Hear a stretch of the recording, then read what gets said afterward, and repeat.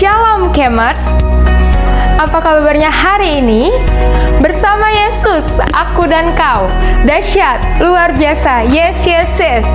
Kita percaya dimanapun kita berada, selama ada kuasa Tuhan, kita tetap dahsyat dan luar biasa. Amin Bapak Ibu. Apakah para Kemers sudah siap untuk beribadah? Ibadah dimulai dengan pujian dan penyembahan. Pujilah Tuhan dengan penuh semangat dan antusias.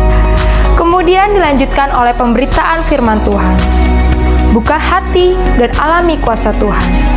Karena kita percaya ada kuasa Tuhan saat firman Tuhan dibagikan.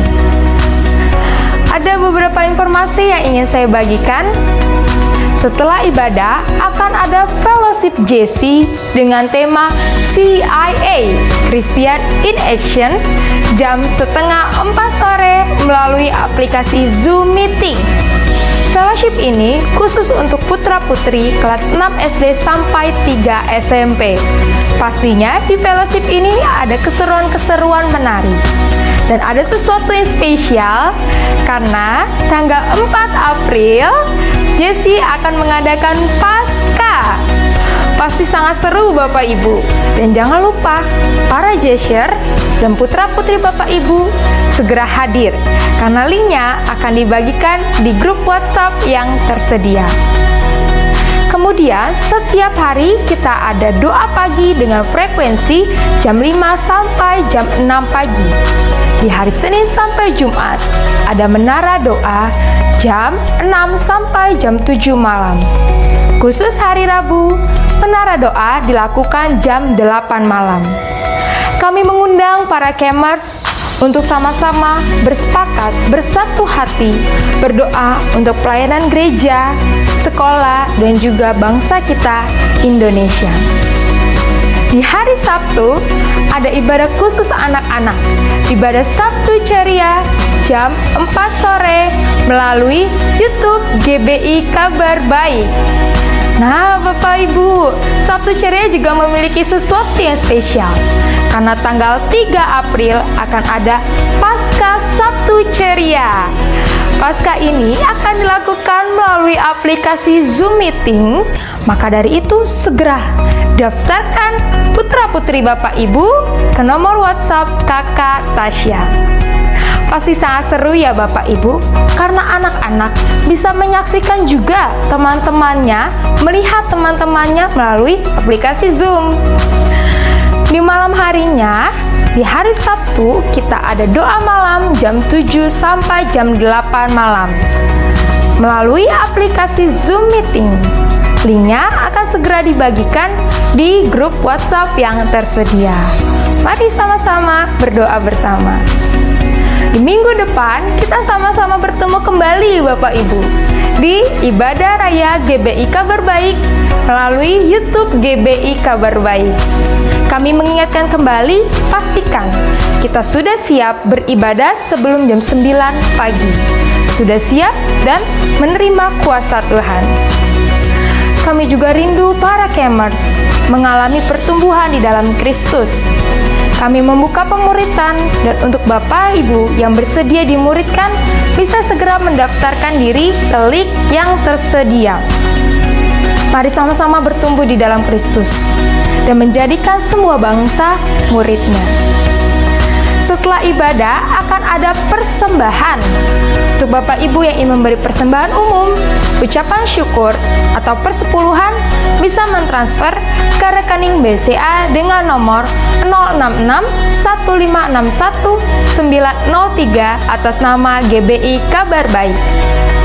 Untuk Bapak Ibu yang juga mau memberi persembahan untuk pembangunan rumah Tuhan, bisa mentransfer ke rekening BCA dengan nomor 870-532-8940 atas nama Deborah Asima Rohayani dan Tio Mari.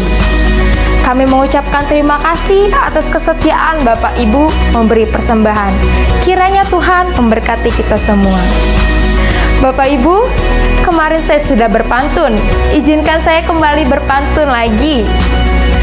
Jalan-jalan ke kota kenangan, jangan lupa membeli lauk pauk. Kemarin sudah bertepuk tangan, sekarang sambil berdiri yuk. Selamat beribadah, alami kuasa Tuhan. Tuhan Yesus memberkati. Shalom Bapak Ibu, Saudara-saudari. Puji Tuhan, hari ini kita boleh kembali berkumpul meskipun masih secara online di rumah masing-masing, tapi kita mau sama-sama beribadah di hari Minggu pagi ini. Mari Bapak Ibu, Saudara-saudari, kita mau siapkan hati kita. Kita mau merasakan keindahan hadirat Tuhan di dalam rumah kita masing-masing. Ketika kita mau sama-sama memuji Tuhan, kita mau sama-sama merasakan menikmati hadirat-Mu Bapa. Sebelumnya saya undang kita semua untuk satu dalam doa. Bapa yang baik, kami mengucap syukur Tuhan buat pagi hari ini.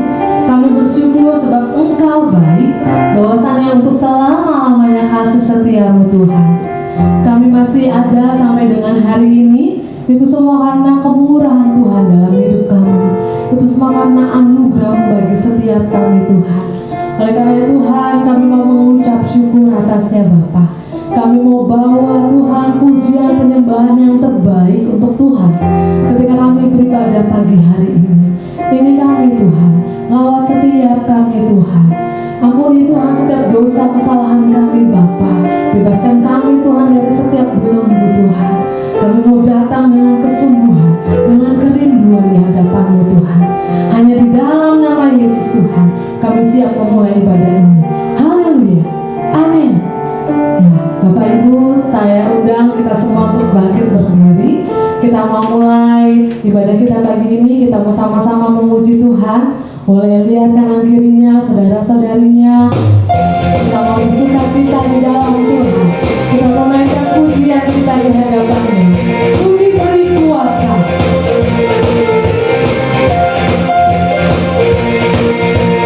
Puji beri kuasa dari Raja Mulia, menaklukkan musuh di bawah kakiku.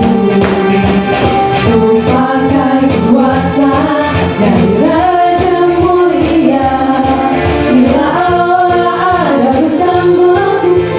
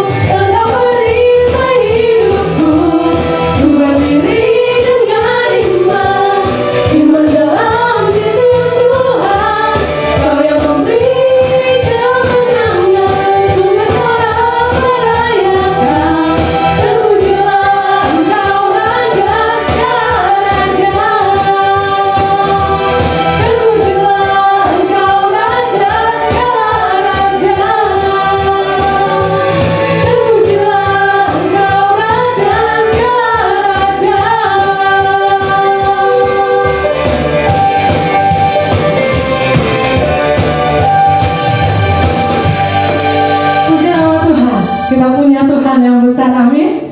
Tuhan yang sanggup memberikan kita kuasa dan kemenangan. Oleh karena anak darah domba, oleh karena darah anak domba, kita semua ditebus, kita semua diselamatkan. Mari Bapak Ibu kita mengangkat pujian ini dengan penuh iman. Katakan bahwa kita adalah pemenang-pemenang.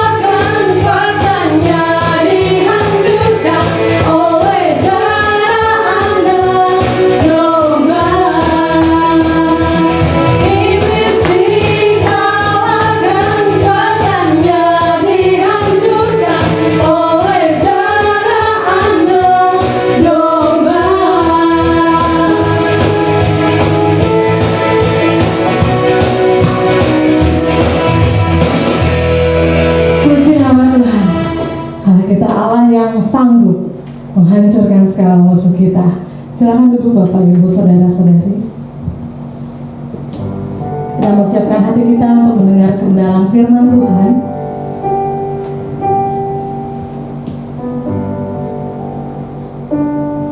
Hari-hari ini memang bukan hal yang mudah.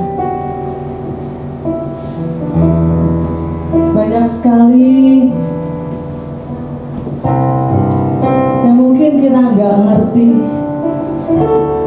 dan sekali yang mungkin kita nggak tahu apa maksud dan rencana Tuhan. Tapi kita mau tetap percaya ketika kita mau datang di hadapan Tuhan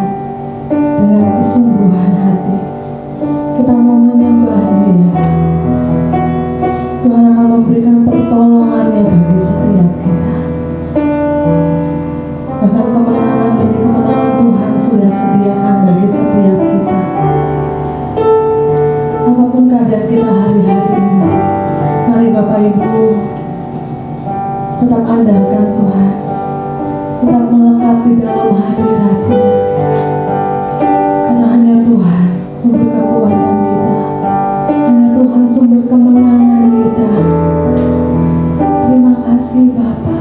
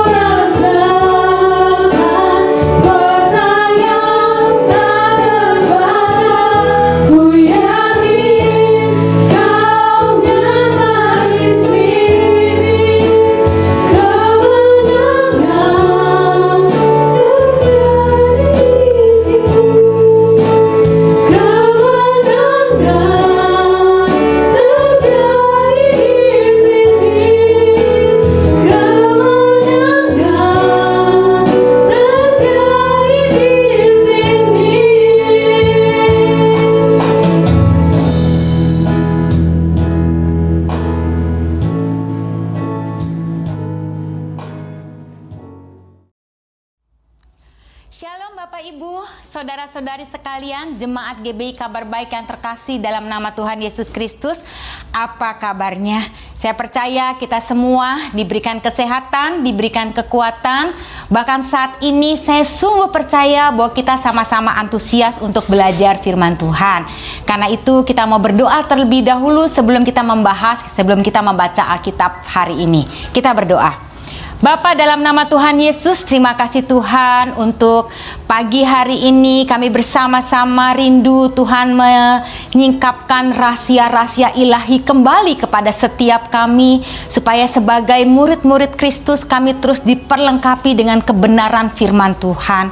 Kami mau membuka hati kami membuka hidup kami, supaya hanya Engkau saja Kristus yang bertahta atas hidup kami, dan kami semakin mengerti apa yang menjadi rencana Tuhan atas setiap kehidupan kami.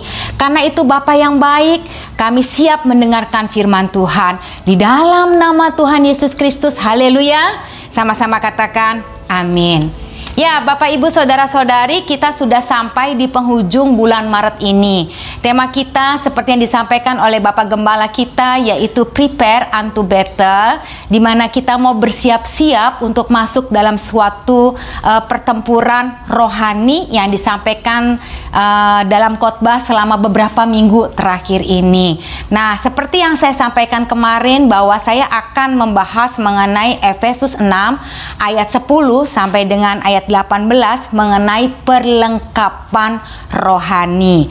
Nah, sebelumnya saya sampaikan bahwa Paulus ini mempergunakan istilah senjata rohani sebagai perlengkapan yang harus kita gunakan, karena memang pada saat itu Paulus sedang menjalani masa tahanan kurang lebih sekitar 2 tahun, dan dia dijaga dengan sangat ketat oleh prajurit Romawi. Dalam masa tahanan itulah Paulus menuliskan beberapa surat pengembalaannya, termasuk salah satunya kepada Efesus, ya. Nah, kemudian kita juga mengetahui bahwa prajurit Romawi ini, berdasarkan salah satu catatan sejarawan, bahwa Romawi ini memang memiliki prajurit yang sangat berdisiplin tinggi, ya. Bahkan dikatakan ini adalah organisasi militer yang sangat terkenal pada saat itu dan sangat sukses sepanjang sejarah, menciptakan prajurit-prajurit yang sangat militan dan sangat hebat di dalam melakukan pertempuran.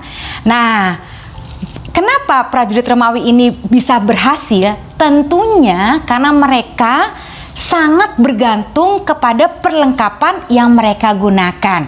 Jadi perlengkapan senjata yang mereka gunakan itu mempengaruhi keberhasilan mereka sebagai seorang prajurit. Nah, karena itulah Paulus menggambarkan perlengkapan rohani kita seperti perlengkapan senjata yang digunakan oleh prajurit Romawi. Jadi di situ ada ikat pinggang, baju zirah, ada kasut, ada perisai, ada ketopong, dan terakhir ada pedang yang disampaikan oleh Paulus dalam Efesus 6 ini. Nah, jadi kita diajak nih untuk selalu menggunakan perlengkapan senjata Allah. Saya akan mulai dari ayat yang ke-10. Akhirnya, hendaklah kamu kuat di dalam Tuhan, di dalam kekuatan kuasanya, ya. Jadi Paulus menyatakan kepada kita bahwa kita ini sebenarnya Tuhan memberi tidak hanya kita kuat di dalam Tuhan, tapi juga kuat di dalam kekuatan kuasanya, gitu ya. Jadi berlimpah sekali sebenarnya kita memiliki kekuatan di dalam Tuhan. Nah, sekarang pertanyaannya adalah bagaimana agar kita menjadi kuat di dalam Tuhan, ya? Karena Paulus menyampaikan di ayat 10, hendaklah kamu kuat di dalam Tuhan, di dalam kekuatan kuasanya. Tapi bagaimana supaya kita menjadi kuat? Nah, jawabannya adalah di ayat yang berikutnya. Ayat ke-11 dikatakan, kenakanlah seluruh perlengkapan senjata Allah. Jadi kalau kita mau kuat dalam kekuatan kuasa Tuhan, kita mau kuat di dalam Tuhan, maka Paulus meminta kita ya untuk mengenakan seluruh perlengkapan senjata Allah. Jadi seluruh, nggak bisa cuma sebagian atau hanya sebagian besar saja. Jadi semuanya itu harus dikenakan kepada kita. Kenapa kita harus mengenakan seluruh perlengkapan senjata Allah? Jawabannya adalah berikutnya lagi kalimatnya ya, supaya kamu dapat bertahan melawan tipu muslihat iblis ya. Jadi seperti kita ketahui bahwa iblis itu penuh dengan tipu daya, penuh dengan tipu muslihat. Ya, saya mencari arti kata tipu ya. Jadi tipu itu adalah perbuatan atau perkataan yang tidak jujur. Ada kebohongan, ada kepalsuan dengan maksud untuk menyesatkan, mengakali atau mencari untung. Sedangkan muslihat itu adalah daya upaya, siasat atau teknik untuk menjebak. Jadi memang ya iblis punya berbagai macam cara untuk menjebak kita. Ya, iblis punya berbagai macam cara dengan segala kebohongan, dengan segala tipunya ya, kepalsuannya ya, untuk mengakali kita, untuk menyesatkan kita sehingga kita jatuh di dalam dosa dan kejahatan. Karena itulah Paulus mengingatkan untuk kita mengenakan seluruh perlengkapan senjata Allah. Oke? Kenapa kita harus mengenakan perlengkapan senjata Allah? Jawaban berikutnya adalah karena perjuangan kita, ayat 12, bukanlah melawan darah dan daging, tetapi melawan pemerintah-pemerintah, melawan penguasa-penguasa, melawan penghulu-penghulu dunia yang gelap ini, dan melawan roh-roh jahat di udara. Pemerintah yang dimaksud ini bukan pemerintah dalam arti sebenarnya, karena Alkitab menyatakan bahwa kita harus tunduk kepada pemerintah yang saat ini mereka sedang berkuasa dan sedang mengatur, mereka sedang menolong kita untuk hidup dalam satu bangsa dan negara yang aman, damai dan nyaman ya, bukan itu yang dimaksud. Tapi pemerintah-pemerintah, penguasa-penguasa ini adalah iblis dengan segala tipu daya muslihatnya. Ya, ini mau menggambar bagaimana iblis itu memiliki satu organisasi, memiliki satu struktur yang sangat bagus sekali dengan segala tipu dayanya, dan kita tidak bisa mengenakan kekuatan kita. Dikatakan kita nggak bisa pakai darah dan daging kita, tapi kita harus pakai kuat kuasa Tuhan untuk melawan tipu daya muslihat iblis itu. Karena itulah pentingnya bagi kita untuk mengenakan seluruh perlengkapan senjata rohani. Karena tanpa ini kita tidak dapat melawan tipu daya muslihat iblis. Ya, kita tahu kita sering sekali diperdaya, kita sering kali dibohongi, ya, kita sering kali ditipu ya oleh si iblis ini dengan berbagai macam rekayasa dunia yang ditawarkan. Karena itu penting banget kita mengerti supaya kita tidak disesatkan. Apalagi pada zaman-zaman akhir ini, ada begitu banyak nabi-nabi palsu, ada begitu banyak penyesat-penyesat yang ada di sekitar kita. Seakan-akan mereka mengerti kebenaran firman Tuhan, tapi sesungguhnya mereka sedang menyesatkan kita. Jadi kalau kita tidak mengenakan perlengkapan seluruh senjata rohani ini, kita akan mudah sekali jatuh ke dalam dosa. Kita akan mudah sekali jatuh ke dalam kejahatan dan tipu daya muslihat mereka. Oke, saya mau mulai bahas ini satu persatu ya. Dikatakan yang ayat 13 berikutnya, sebab itu ambillah seluruh perlengkapan senjata Allah supaya kamu dapat mengadakan perlawanan pada hari yang jahat itu dan tetap berdiri sesudah kamu menyelesaikan segala sesuatunya. Sangat jelas sekali, tanpa perlengkapan senjata rohani kita tidak bisa berdiri. Kemudian ayat berikutnya, ayat 14 dikatakan, jadi berdirilah tegap. Ya, berdirilah tegap. Ini adalah satu sikap, ya, satu situasi di mana kita harus berjaga-jaga senantiasa. Kalau orang sedang upacara atau sedang apel ya, lalu kemudian pemimpin pasukannya mengatakan siap, gerak gitu ya, maka kita akan berdiri dengan tegap ya, badan kita luruskan, kita berdiri dengan tegap, itu artinya kita sedang siap untuk melakukan upacara atau kita siap untuk melakukan apel pada hari tersebut. Jadi sebelum kita mengenakan seluruh perlengkapan senjata rohani ini, Tuhan mau kita berdiri tegap. Artinya Tuhan mau kita siap sedia. Tuhan mau kita berjaga-jaga senantiasa ya. Dalam segala keadaan, dalam segala situasi, kita wajib menggunakan perlengkapan senjata Allah ini. Nah, perlengkapan yang pertama dikatakan berikat pinggangkan kebenaran dan berbaju zirahkan keadilan. Ya, berikat pinggangkan kebenaran. Jadi, ikat pinggang kebenaran ini merupakan suatu yang sangat penting sekali digunakan oleh prajurit-prajurit Romawi. Kenapa? Karena ikat pinggang itu akan memberikan perlindungan ya di sekitar pinggang dan perut mereka, karena ikat pinggang yang mereka gunakan itu cukup lumayan lebar, kurang lebih sekitar 15 cm. Dan ikat pinggang inilah yang menjadi penopang untuk mereka meletakkan senjata-senjata mereka ya, termasuk pedang yang mereka bawa ya, termasuk baju zirah mereka. Supaya tidak kedodoran ya, maka perlu ikat pinggang. Jadi ini menjadi sesuatu yang sangat penting sekali yang digunakan oleh prajurit-prajurit Romawi. Kalau ikat pinggangnya tidak kencang, maka otomatis senjata yang mereka bawa itu pasti akan jatuh ketika mereka sedang bertempur.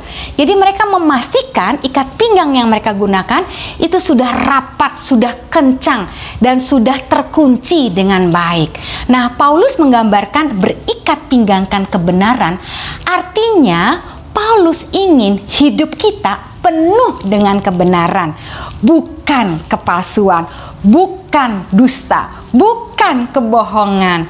Ya, kita mau tuh, maksudnya gini, Paulus mau bahwa waktu kita mengikat pinggangkan kebenaran, berarti seluruh hidup kita dipenuhi dengan kebenaran firman Tuhan.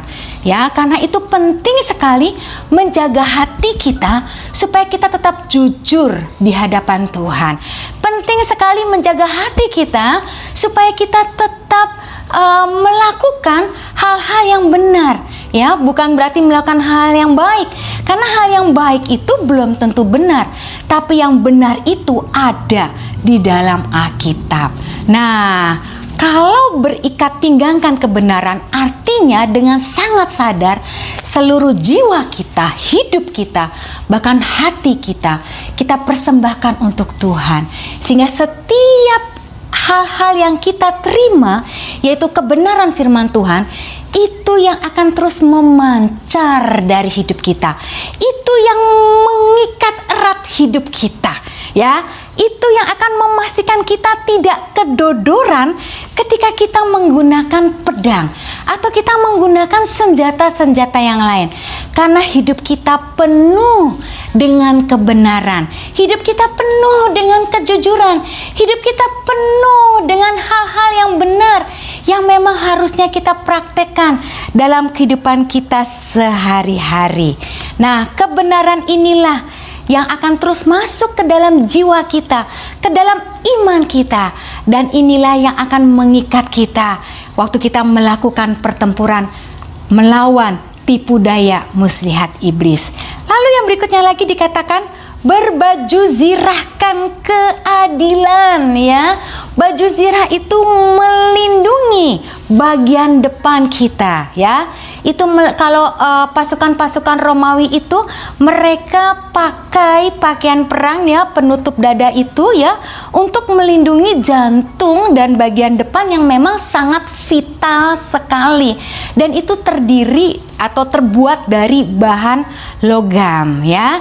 Dan kadang-kadang baju zirah itu terdiri dari beberapa potong yang terpisah-pisah, ya, sehingga ini benar-benar melapisi dada mereka dari benturan, dari hal-hal yang mungkin akan menghujam mereka, entah panah, entah pedang, atau apapun juga. Nah, ini mau bicara bahwa di dalam Tuhan, maka kita perlu sekali untuk menopang hidup kita, ya, dengan kekuatan daripada Tuhan. Ya, kita perlu memastikan diri kita ini sudah merdeka. Merdeka dari apa?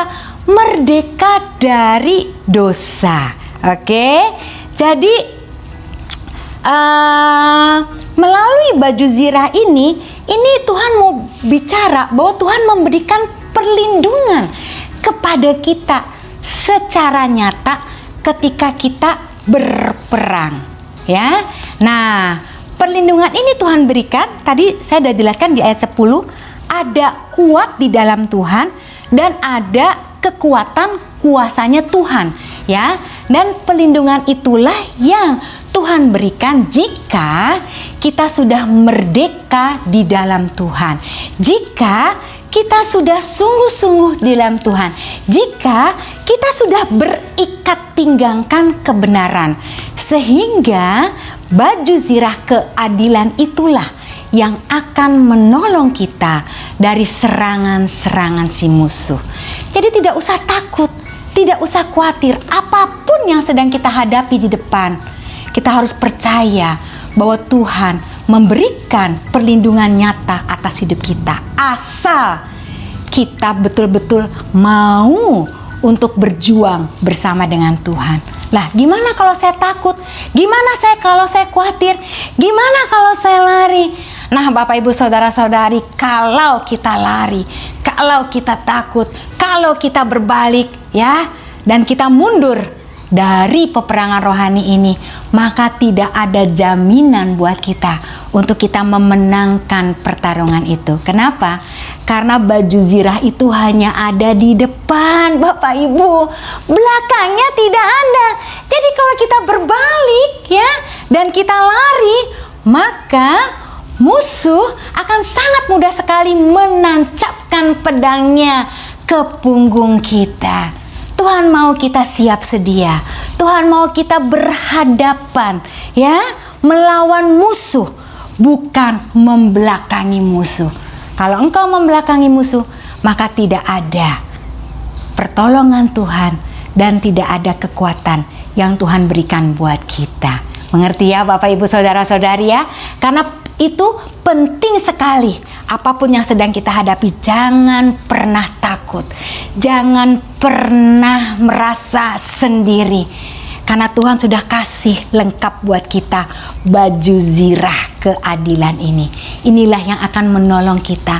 Inilah yang akan menaungi kita dari jahatnya si musuh dan tipu daya muslihat si iblis.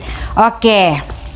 Nah, kemudian yang berikutnya lagi di ayat yang ke-15 dikatakan, kakimu itu berkasutkan kerelaan untuk memberitakan Injil damai sejahtera.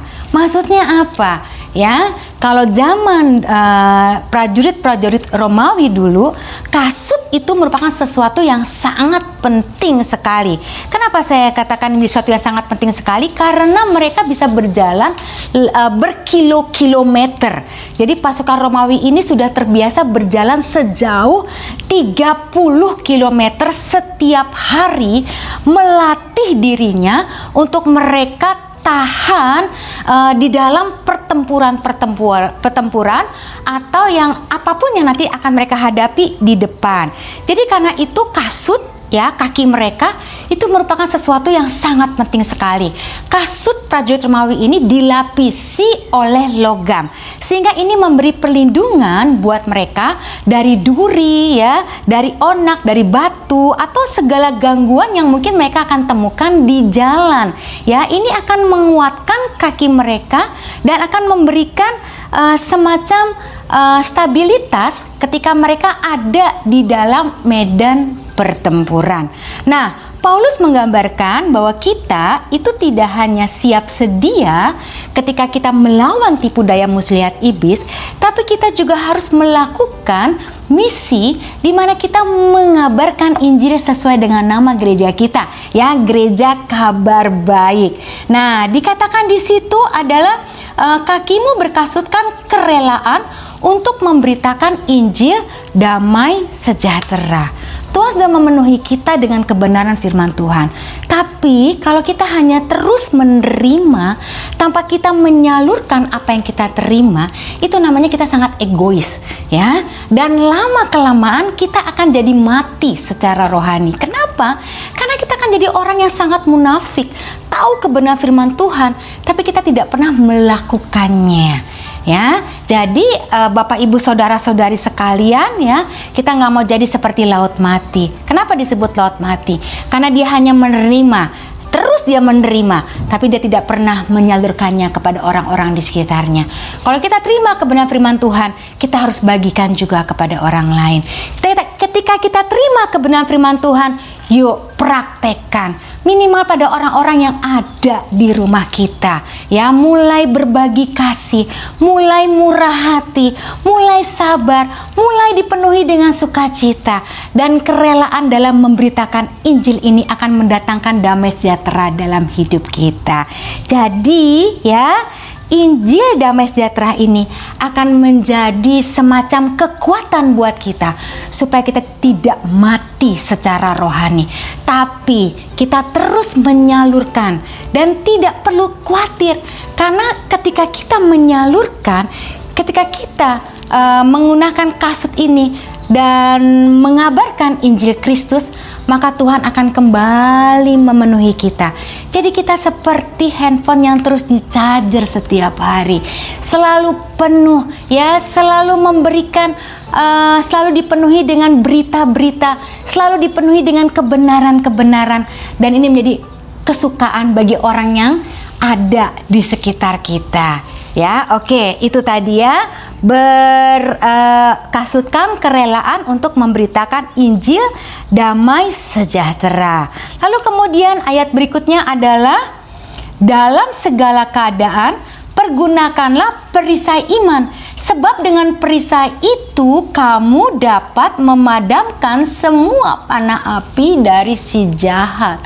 Jadi perisai itu merupakan sesuatu yang juga sangat penting sekali dipakai oleh prajurit-prajurit Romawi. Kenapa? Karena perisai itu akan melindungi diri mereka dari senjata-senjata yang dilemparkan. Ya, entah itu adalah busur, ya, atau panah dan sebagainya, itu akan melindungi mereka, ya.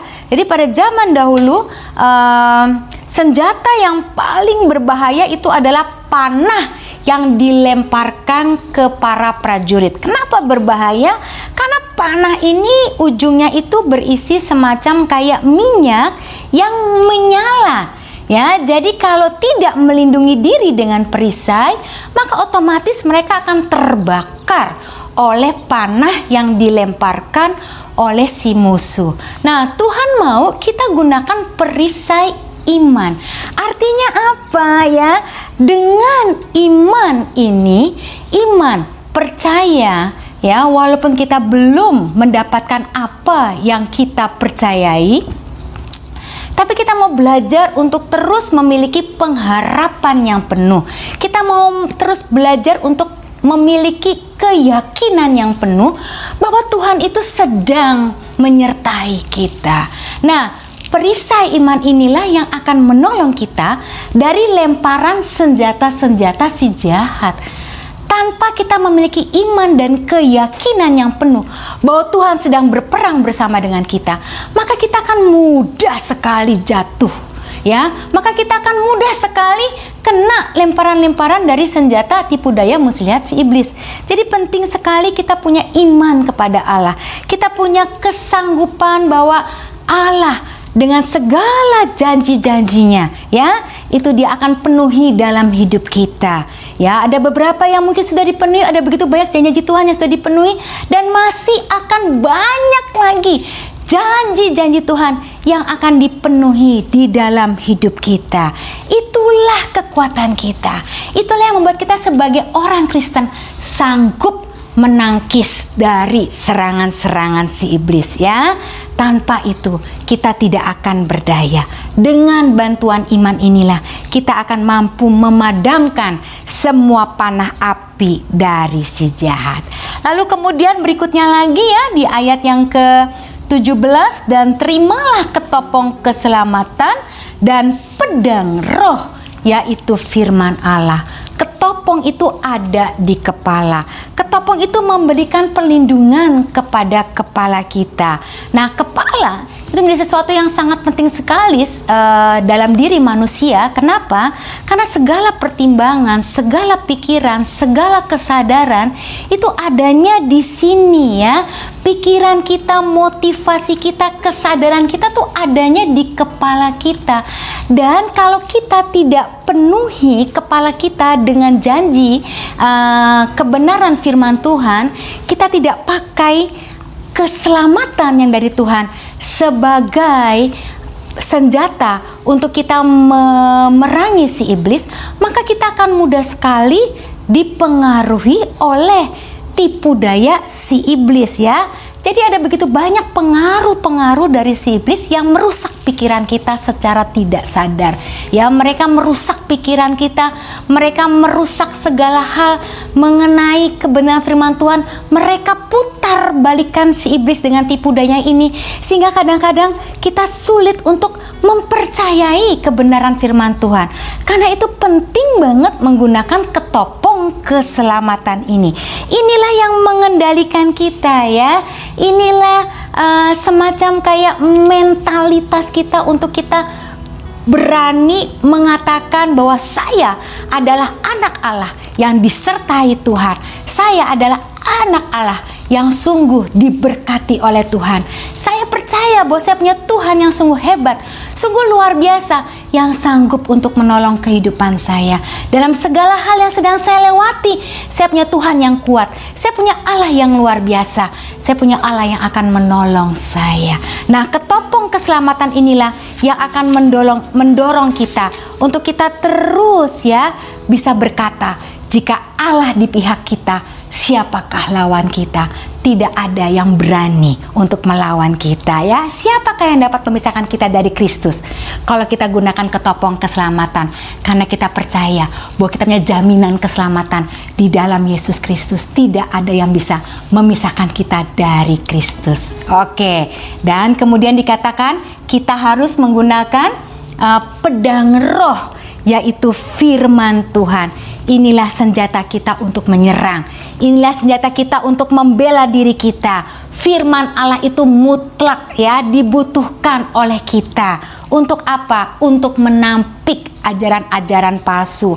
Kalau kita nggak pernah dengar firman Tuhan, bagaimana kita tahu apakah yang kita terima itu benar atau tidak? Kalau kita nggak pernah dengar firman Tuhan, bagaimana kita bisa menampik semua ajaran-ajaran palsu yang sedang berkembang saat-saat ini? Karena itu pedang rohani akan membantu kita untuk mempertahankan diri kita sewaktu kita diserang oleh godaan-godaan si iblis.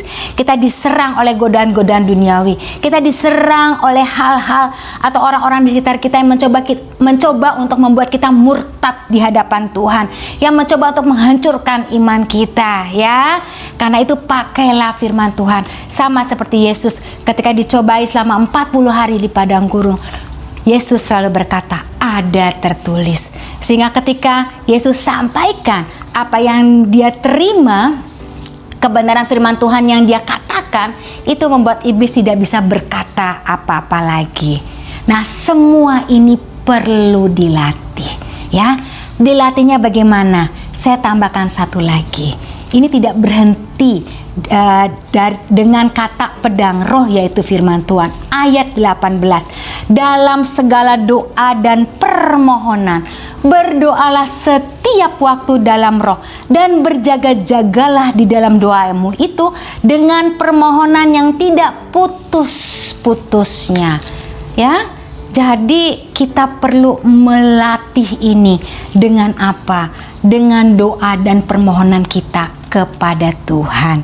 Ya, jadi doa ini bukan sesuatu yang tidak bisa dipisahkan dari perlengkapan senjata rohani. Ya, kenapa? Karena dengan doa inilah ini akan melengkapi semua senjata ini. Ya, ini akan menjadi satu kesatuan yang utuh. Karena ketika kita menghadapi godaan, kita menghadapi cobaan, doalah yang akan menguatkan kita. Jangan pernah putus asa atau pupus harapan sehingga kita tidak mau lagi berdoa. Berdoalah yang akan menolong kita, ya, yang akan memimpin kita sehingga kita bisa menghadapi apapun yang sedang iblis coba tawarkan dalam perasaan kecil di hati kita, ya, atau dalam pikiran-pikiran kita. Doalah yang akan menguatkan kita, ya, sehingga dengan doa ini kita punya hubungan yang langsung dengan Tuhan, dan Tuhan yang akan langsung menolong kita dengan kuat kuasanya. Ya Bapak dan Ibu, ada sejarawan Yahudi Yosefus, dia menulis begini, setiap prajurit itu dilatih setiap hari dan dengan sangat keras, seolah-olah memang sedang berperang, sehingga mereka tidak gampang lelah dalam pertempuran yang sebenarnya. Jadi memang kita perlu melatih diri kita setiap hari, ya. Kita perlu melakukan dan mempraktekkan apa yang kita terima ini setiap hari, ya. Jadi seolah-olah kita sedang berperang. Kita dilatih supaya kita tidak gampang lelah ketika kita menghadapi pertempuran yang sesungguhnya. Itu yang seharusnya kita lakukan. Oke Bapak dan Ibu, ya, kenakanlah seluruh perlengkapan senjata Allah. Jangan separuh-separuh, ya, tetap percaya, tetap beriman, ya. Ikatkan dirimu dengan menjaga hidupmu dengan kebenaran firman Tuhan. Jaga hatimu di hadapan Tuhan, ya. Dan pastikan bahwa kita punya pedang yang bernama firman Allah yang akan menangkis kita dari segala macam hal-hal yang ada di luar sana. Oke, kita berdoa. Bapa, dalam nama Tuhan Yesus, terima kasih Tuhan untuk kebenaran firman Tuhan pada hari ini. Sungguh kami percaya bahwa Engkau Allah yang hebat, Allah yang luar biasa. Ketika kami mau belajar untuk mengenakan seluruh perlengkapan senjata Allah ini, maka tidak ada satupun musuh yang sanggup untuk melawan kami Tuhan. Tapi dengan kuat kuasa Tuhan, kami sanggup menghadapi segala sesuatu yang ada di depan kami. Sehingga kami bisa berkata, aku menang, aku menjadi pemenang-pemenang di dalam Tuhan. Aku menjadi orang-orang yang sungguh bisa menghadapi setiap pertempuran-pertempuran yang ada. Karena kami mengenakan seluruh perlengkapan senjata Allah. Terima kasih Bapak yang baik untuk apa yang kami terima hari ini. Dan kami mau praktekkan ini setiap hari. Kami mau latih diri kami sebagai seorang prajurit-prajurit di hadapan Tuhan. Dan Bapak, kami akan masuk ke dalam minggu berikutnya. Kami juga percaya Tuhan terus menyertai sepanjang kehidupan kami. Tidak hanya pada hari-hari yang lalu, tapi pada hari-hari ke depan. Tuhan juga akan terus menolong dan menyertai kami. Dan kami pastikan kami terus mengenakan seluruh perlengkapan senjata rohani itu Tuhan. Dan sebelum kami kembali ke rumah kami masing-masing, kami mau terima berkat daripada Tuhan. Bapak Ibu yang terkasih, dalam nama Tuhan Yesus Kristus, kita mau arahkan hati kita, kita angkat kedua tangan kita, dan kita terima berkat daripada Tuhan. Bila kiranya kasih, sukacita, berkat yang melimpah dari Allah Bapa kita di surga akan menyertai kehidupan kita mulai dari hari ini sampai selama-lamanya. Setiap kita yang percaya diberkati Tuhan bersama-sama dengan saya, katakan amin. Selamat hari Minggu, Tuhan Yesus memberkati.